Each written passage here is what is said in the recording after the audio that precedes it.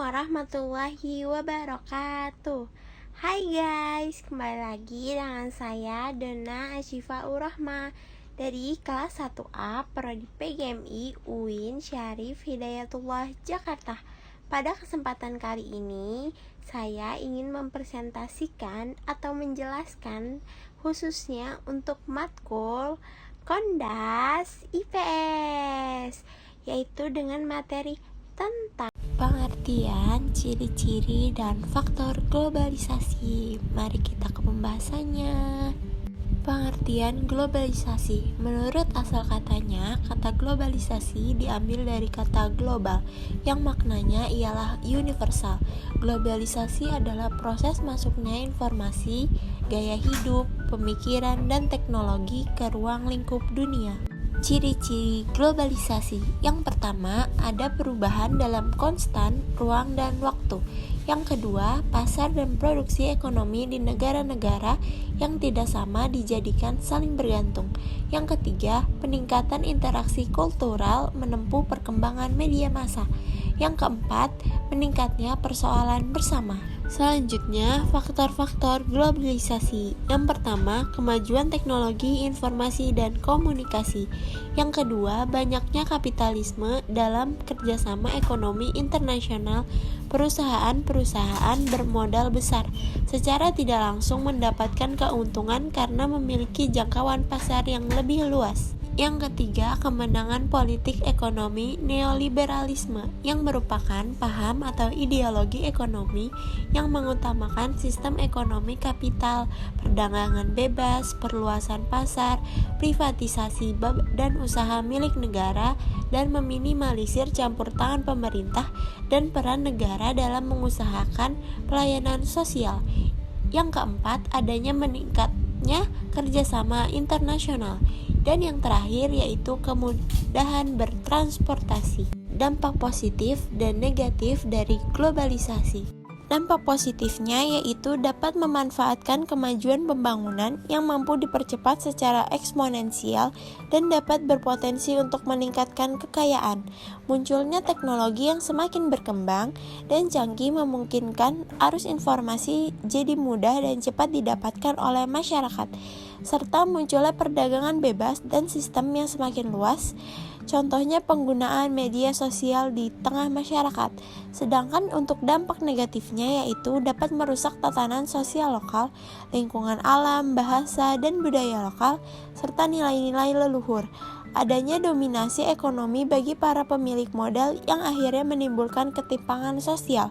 Dan pembangunan yang cenderung mementingkan sisi ekonomi semata kemungkinan akan mengakibatkan kepentingan bidang lain. Strategi bangsa Indonesia menghadapi tantangan globalisasi. Strategi pendidikan Islam dalam menghadapi tantangan globalisasi dan mengatasi problema akibat globalisasi adalah: yang pertama, agama yang disajikan dalam proses pendidikan haruslah agama yang lebih menekankan kepada kesolehan aktual, bukan semata-mata kesolehan ritual.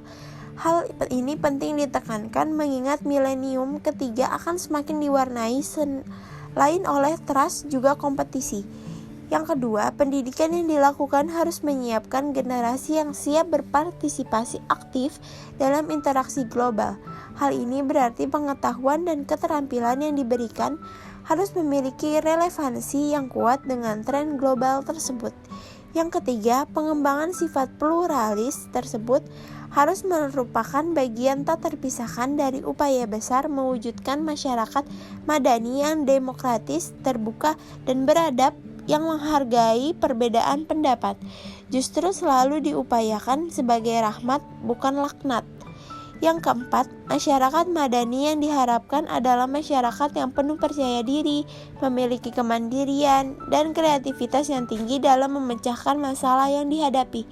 Serta yang terakhir, pendidikan Islam harus mempunyai generasi terdidik yang pluralis yang mampu menghadapi kemajemukan baik internal maupun eksternal. Pendidikan Islam dalam menghadapi globalisasi menurut Abu Dinata 2008 di halaman 81-84. Yang pertama, peningkatan mutu akademis, mutu guru atau dosen, mutu proses pembelajaran, mutu atmosfer akademis, dan tersedianya sarana prasarana.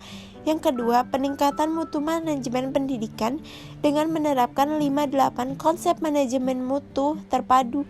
Serta yang ketiga, peningkatan keuangan dengan tidak hanya berorientasi dan fokus pada pembiayaan pendidikan dan pemerintah. Sedangkan menurut Muzain Arifin 2003 di halaman 46-47, yaitu yang pertama, motivasi kreativitas anak didik ke arah pengembangan iptek itu sendiri, di mana nilai-nilai Islami menjadi sumber acuannya. Yang kedua, mendidik keterampilan memanfaatkan produk iptek bagi kesejahteraan hidup umat manusia pada umumnya dan umat Islam pada khususnya. Yang ketiga, menciptakan jalinan yang kuat antara ajaran agama dan iptek. Dan yang terakhir, menanamkan sikap dan wawasan yang luas terhadap kehidupan masa depan umat manusia melalui kemampuan menginterpretasikan ajaran agama dari sumber-sumbernya yang murni kontekstual dengan masa depan kehidupan manusia. Selanjutnya, pandangan Islam terhadap globalisasi. Globalisasi bagi umat Islam tidak penting untuk diributkan ada atau tidaknya. Istilah globalisasi tidak menjadi masalah. Yang penting ajaran Islam sudah benar-benar diterima secara global, secara mendunia oleh segenap umat manusia, diterapkan dalam kehidupan masing-masing pribadi, berkeluarga, bertetangga, bermasyarakat, berbangsa, dan bernegara. Globalisasi ini dapat menjadi peluang dan bisa juga menjelma sebagai tantangan bagi pendidikan Islam. Atau arus globalisasi itu bukan lawan atau kawan bagi pendidikan Islam, melainkan sebagai dinamisator. Jika pendidikan Islam mengambil posisi anti global, maka akan stagnan, tidak bergerak, dan pendidikan Islam akan mengalami penghambatan intelektual. Sebaliknya, bila pendidikan Islam terseret oleh arus global tanpa daya identitas keislaman, sebagai sebuah proses pendidikan akan dilindas. Oleh sebab itu, pendidikan Islam harus memposisikan diri dengan menakar arus global dalam arti yang sesuai dengan pedoman dan ajaran nilai-nilai Islam agar bisa direformasi, diadopsi, dan dikembangkan. Sedangkan jika ada yang tidak sesuai dengan pedoman dan ajaran nilai-nilai Islam, tidak perlu dipakai, bahkan harus ditinggalkan. Itu saja dari saya. Terima kasih. Thank you for attention. Bye bye. Wassalamualaikum warahmatullahi wabarakatuh.